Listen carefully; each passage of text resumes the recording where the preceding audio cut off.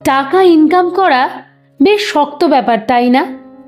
এইদিকে যারা অর্থ কষ্টের মধ্যে দিয়ে জীবন অতিবাহিত করে, আমার তো মনে হয় সেটা আরও বেশি কঠিনতম ব্যাপার। একটা কথা মনে রাখবে, যারা ধনী হয় না, তাদের জীবন যখন শেষ হয়ে যায় সেটাও তো অনেকটা সাধারণভাবে হয়। কিন্তু যারা অর্থ কষ্টের মধ্যে দিয়ে জীবনের পথে চলে এবং তাদের জীবনটা যখন শেষ হয় না, সেটা একটু একটু করে তিলে তিলে শেষ হয়। একদিনে সব কিছু কিন্তু হয় না। প্রত্যেকটা মুহূর্তে তাকে হাজারটা যন্ত্রণার মধ্যে দিয়ে চলতে হয়। আমি আজকে তোমাদেরকে 3খানা টিপসের কথা বলবো। এই 3টে টিপস যদি তোমরা তোমাদের জীবনেতে অ্যাপ্লাই করতে পারো, তাহলেই টাকা নিয়ে কষ্ট এই জিনিসটা থাকবে না। তোমাকে চিন্তা করতে হবে না টাকার কথা, তুমি ঠিক অ্যাচিভ করে নিতে পারবে। তাই আলোচনা করছি আমার ফার্স্ট পয়েন্টটা, প্রবলেম ইকুয়াল টু মানি। বিষয়টা নিশ্চয়ই জানতে ইচ্ছা করছে যে কি বলতে চাইছি। ধরো তুমি একটা কোনো কাজ করছো, সেটা কোনো কাজ হোক, কোনো ব্যবসা হোক, বা কোনো প্যাসিভ ইনকাম হোক, যাই হোক না কেন, দেখবে সেই পথে যখন তুমি এগোবে, হাজারটা সমস্যা তোমাকে খালি ঘিরে ধরবে। তুমি একটা সমস্যার সমাধান করবে, আর একটা সমস্যা এসে হাজির হয়ে যাবে। এটা কিন্তু কন্টিনিউ চলতেই থাকবে। এবং এখানে আমি তোমাদেরকে একটা বাস্তব উদাহরণ দিয়ে বলছি কি হয় সেটা আমাদের সাথে। ধরো দেখা গেল কোনো ব্যক্তির পা কেটে গেল, তার সমস্যাটা কিন্তু খুব সাধারণ। পা কেটে যাওয়া মানে তো খুব সাধারণ বিষয়। সে তখন কি করলো, দোকান থেকে একটা 5 টাকা দিয়ে ব্যান্ডেড নিয়ে আসলো, নিয়ে এসে পায়ের মধ্যে লাগিয়ে দিল। ব্যাস, তার প্রবলেম কিন্তু এখানেই মিটে গেল।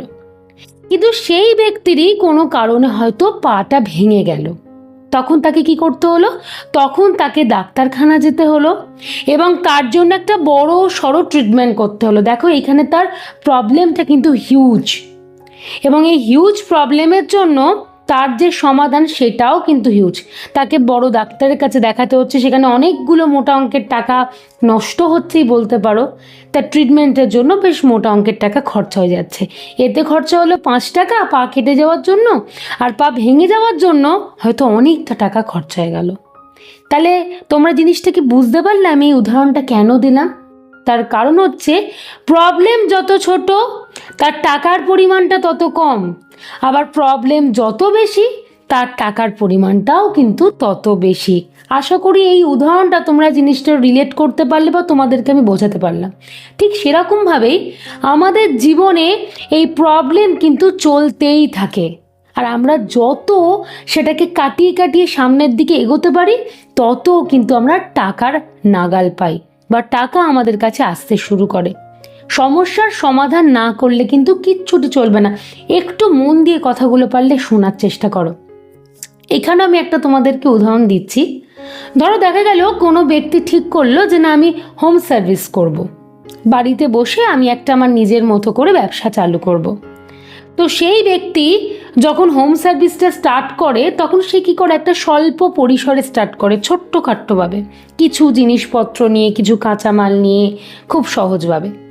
তখন তার কাছে কিন্তু কোনো রকম কোনো ফুড পার্টনারও অ্যাভেলেবেল থাকে না, যে তাদের মাধ্যমে সে খাবারগুলোকে সরবরাহ করবে, মানে চারদিকে ছড়াবে। কিছুই কিন্তু তার কাছে থাকে না, কেন সে অল্প পুঁজি নিয়ে হয়তো শুরু করছে। তার মানে দেখো, তার কাছে কিন্তু প্রবলেম হাজারটা আসবে। সে ঠিক টাইমলি পৌঁছাতে পারছে না, মানুষের কাছে পৌঁছাতে পারছে না, হয়তো সেভাবে তার পুঁজি নেই, হাজারটা প্রবলেম আসছে। কিন্তু সে কি করার চেষ্টা করবে বলো তো? সে সবসময় চেষ্টা করছে কিভাবে এখান থেকে আমাকে প্রত্যেকটা মুহূর্তে সমস্যার সমাধানটা করা যায়। যত চেষ্টা করবে সেই অনুযায়ী কিন্তু তার কাছে টাকাটাও ধরা দেবে। প্রথম দিনে সেই ব্যক্তি কি সব কিছু তার ভালো হয়েছিল? হয়তো অনেক খাবার নষ্ট হয়েছিল, কারণ তার কোনো আন্দাজ ছিল না।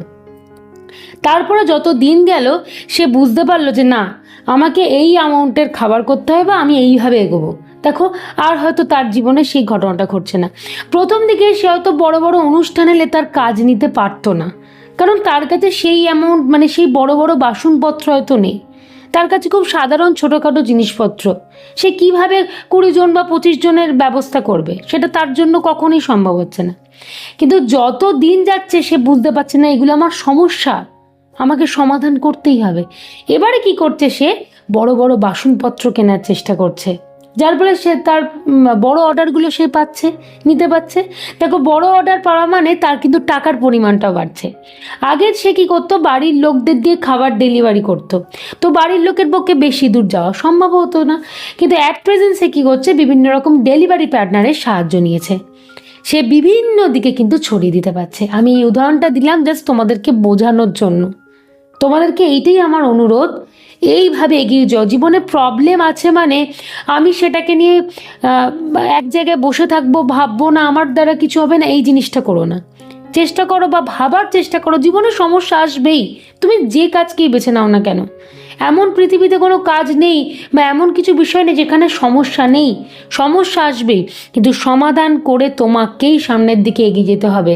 তাহলে বিশ্বাস করো, টাকা তোমার কাছে ঠিক ধরা দেবে, টাকার চিন্তাটা তোমাকে করতে হবে না। সেকেন্ড পয়েন্টটা নিয়ে আলোচনা করি, স্যাক্রিফাইস সোশ্যাল লাইফ। তোমাকে এই জিনিসটা কিন্তু করতেই হবে।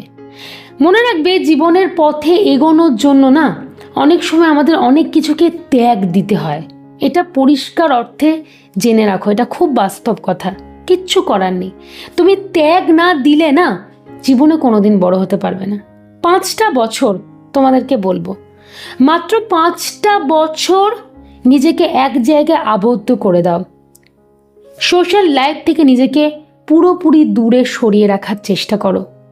কারণ কি হবে জানো, এতে তোমার ক্ষতি হয়ে যাবে বড়। দেখবে, তুমি ধরো একটা রাস্তা নিয়ে এগোতে চাইছো, সেটা কোনো চাকরি বাকরির জন্য তুমি পড়াশোনা করছো, বা কোনো ব্যবসা করছো, বা কোনো প্যাসিভ ইনকাম করছো, বা নিজের মতো করে সেলফ ডিপেন্ডেন্ট হওয়ার চেষ্টা করছো, যেটাই হোক না কেন, একদল মানুষ আসবে, তোমাকে কি করবে, কিভাবে ছোট করা যায় সেই চেষ্টাটা করবে। তোমার দ্বারা কিছু হবে না, তুমি এই কাজটা বেছে নিয়েছো, তুমি জীবনে কিছু পারবে না, মানে তাদের এটা বলা স্বভাব। তারা তোমাকে প্রত্যেকটা মুহূর্তে ছোট করবে। আবার আর একদল মানুষ আসবে, তোমার গুরুত্বই দেবে না, তোমার কাজটাই গুরুত্ব দেবে না। তুমি যে একটা কাজকে ভালোবেসে নিজের মতো করে করার চেষ্টা করছো, সেটার গুরুত্ব তাদের কাছে থাকবে না। মানে অপছেদ্যা, হেয়, সব কিছুই, যত কিছু করা যায় তোমাকে নিয়ে সেইগুলোই শুরু করবে। আবার শুধু তাই নয়, আর একদল মানুষ এসে তোমার সাথে অন্য কারোর তুলনা করতে শুরু করবে। কীরকম তুলনা? তুমি এই জিনিসটা ঠিক করেছো করবে বলে, এতে কোনো ভবিষ্যৎ নেই, তোমার দ্বারা হয়তো হবে না, এতে ভবিষ্যৎ, তুমি জীবনে টাকা ইনকাম করতে পারবে না, যে তিমিরে পড়ে আছো সেই তিমিরেই পড়ে থাকবে। কিন্তু আমার চেনা জানা একজনকে দেখলাম, সে যেন তো অন্য একটা জিনিস বেঁচেছে, সেখানে প্রচুর টাকা, আজকে তার গাড়ি বাড়ি কত কিছু হয়ে গেছে, কিন্তু তুমি কিছু পারবে না। দেখো, একটা তুলনা টানছে, তখন না তুমি ভেতর থেকে একটু একটু করে ভেঙে পড়বে। তোমার মনে হবে সত্যিই বুঝি আমি মনে হয় পারবো না, না আমার পক্ষে সত্যি কি সম্ভব হবে না। ধরো তোমার ভীষণ ট্যালেন্ট, তুমি একটা ভীষণ ট্যালেন্টেড পারসন, তোমার ক্ষমতা বা ক্যাপাবিলিটি তো বিশাল জায়গায়, কিন্তু কোথাও না সেটা হারিয়ে যাবে। তুমি হয়তো একটা বিশাল বড় জায়গায় যেতে পারতে, তুমি পারবে না। কেন বলো তো? এই কথাগুলো, এই অতিরিক্ত সোশ্যাল লাইফের সাথে তুমি যে মেলামেশা করেছো, বিভিন্ন মানুষের হাজারটা কথা শুনেছো, এই কথাগুলি তোমাকে কেমন যেন তলানিতে নামিয়ে দেবে। তোমার মনে হবে যে না, আমার দ্বারা হয়তো হয়ে উঠবে না। তুমি একটা স্বল্প পরিসরের মধ্যেই সীমাবদ্ধ থেকে যাবে। তোমার হয়তো অনেক দূর যাওয়ার কথা ছিল। অনেক মানুষের লাইফ কিন্তু এইভাবে নষ্ট হয়ে যায়, শুধুমাত্র এই সোশ্যাল লাইফের সাথে অতিরিক্ত পরিমাণ নিজেকে জড়িয়ে ফেলে বলে। 5টা বছরের জন্য মুখ গুজে যেটা করছো সেই দিকে শুধু পড়ে থাকো। তোমাকে টাকার পেছনে ছুটতে হবে না, টাকা ঠিক তোমার কাছে আসবে। কেন? জীবনের লক্ষ্যে বা জীবনের পথে বড় হওয়া মানেই তো তুমি সোর্স অফ ইনকামটা তোমার বাড়ছে, তুমি টাকার মুখ দেখতে পাচ্ছ। টাকা নিয়ে কি তাহলে তোমাকে চিন্তা করতে হবে বলো তো? একটুখানি এই জিনিসটা একবারের জন্য হলো ভেবে দেখার চেষ্টা করো। এবার থার্ড পয়েন্টটা বলি, সেটা হলো হোয়াই মানে আমরা প্রত্যেকেই জানি, মানে কেন। ধরো তুমি দেখতে পাচ্ছ চোখের সামনে একজন মানুষ একটা বিজনেস করছে, মোটামুটি 3-4 বছরের মধ্যে তার বিজনেস রমরমিয়ে চলছে। তখন মনে প্রশ্ন আসাটা স্বাভাবিক যে কি ব্যাপার হলো, ওর সাথে তো আরও বেশ কয়েকজন শুরু করেছিল, মানে ওর অনেকগুলো প্রতিদ্বন্দ্বী ছিল, তাহলে আজকে তারা মাটিতে পড়ে থাকলো আর আজকে এই চচ্চর করে বেড়ে গেল, এত উন্নতি। তখনই নিজের মনকে প্রশ্ন করো, কেন?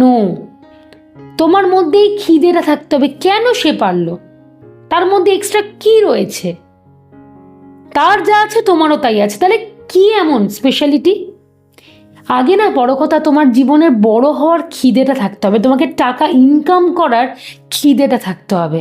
তারপরেই কিন্তু তুমি টাকা ইনকাম করতে পারবে, আদারওয়াইজ কিন্তু পারবে না। খিদেটা বড় হওয়া জরুরি, আর তার রাস্তাটাকে তোমাকে দেখতে হবে, নিজের বুদ্ধি অ্যাপ্লাই করতে হবে। দেখো, সে যে পথে এগিয়েছে তুমিও যে সেই পথে এগোতে পারবে সেটা আমি বলছি না, তুমি তার দিকটা দেখো এবং বুদ্ধিটা তোমার নিজের ভাবে অ্যাপ্লাই করো। আমি এটা বিজনেসের উদাহরণ দিয়ে বলছি, এটা চাকরির ক্ষেত্রে হতে পারে। ধরো তুমি দেখছো তোমার একটা কোনো প্রতিদ্বন্দ্বীটা ভালো চাকরি পেয়ে ভালো জায়গায় পৌঁছে গেছে, কিন্তু তুমি হয়তো পারছো না। তখনই জিজ্ঞেস করো যে কেন সে পারলো, কেন আমি কেন পারছি না, আমার মধ্যে কি কমতি রয়েছে, কি নেই আমার মধ্যে। বা তুমি ধরো কোনো এক্সট্রা ইনকাম করতে চাইছো, তুমিও দেখছো তোমার আপনজন কাছের মানুষ কেউ একজন এরকম একটা এক্সট্রা ইনকাম হয়তো চাকরি বাকরি করছে, তার পাশাপাশি করছে, তার সেটা তো রমরমিয়ে চলছে, তার মেইন ইনকামের থেকে হয়তো বেশি চলছে। তুমিও ভাবো সে পারছে কেন, আমি কেন পারছি না। বড় কথা, খিদেটা নিজের মধ্যে নিয়ে আসার চেষ্টা করো। আর একটা কথা তোমাদেরকে বলি, শুধুমাত্র টাকার পেছনে ছুটতে যেও না। তুমি যদি শুধুমাত্র টাকার পেছনে ছুটতে যাও না, তাহলে ওই রাস্তাটা দিয়ে তুমি এগোতে পারবে না। তোমাকে বিভিন্ন রকম বুদ্ধি কিন্তু প্রত্যেকটা মুহূর্তে অ্যাপ্লাই করতে হবে এবং চেষ্টা চালিয়ে যেতে হবে। যদি চেষ্টাটা তুমি ধরে রাখতে পারো, তাহলে দেখবে টাকা নিয়ে তোমাকে কোনো দিন চিন্তা করতে হবে না। তাহলে আমি আশা করি তোমাদেরকে ক্লিয়ার করতে পারলাম যে এই 3টি টিপসকে বা এই 3টি কথাই বলো না কেন, এগুলোকে একটু অ্যাপ্লাই করার চেষ্টা করো এবং নিজেদের মাথার মধ্যে আনার চেষ্টা করো, তাহলে কিন্তু টাকা নিয়ে তোমাকে চিন্তা করতে হবে না। জানি অর্থ কষ্ট ভয়ঙ্কর কষ্ট, এগুলোকে একটু ভাবনা চিন্তা করলেই সেই জিনিসটা থেকে তো তুমি রেহাই পাওয়ার চেষ্টা নিজের করতে পারো। সেইটুকু চেষ্টাই নয় করলে।